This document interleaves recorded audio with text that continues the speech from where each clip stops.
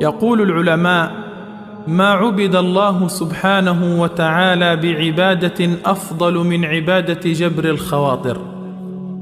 جبر الخواطر هو عبارة عن كلمات بسيطة: شكرا، ربنا يكرمك، ربنا يبارك فيك، أنا آسف، سامحني، أحسن الله إليك، جزاك الله خيرا.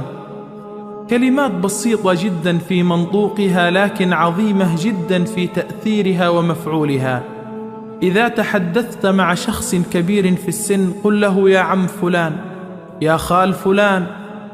وإذا كان صاحب منصب فأنزله منزله.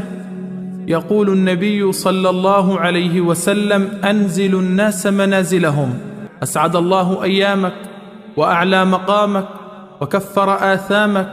يقول العلماء: من صار بين الناس جابرا للخواطر أدركته عناية الله ولو كان في جوف المخاطر.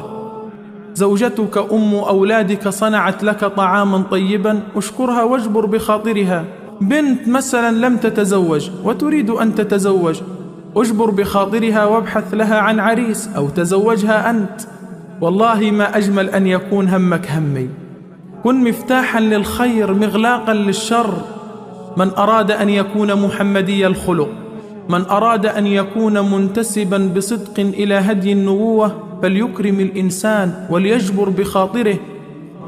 واعلم يا عبد الله أنك إن جبرت بخاطر الناس فإن الله سبحانه وتعالى سوف يجبر بخاطرك.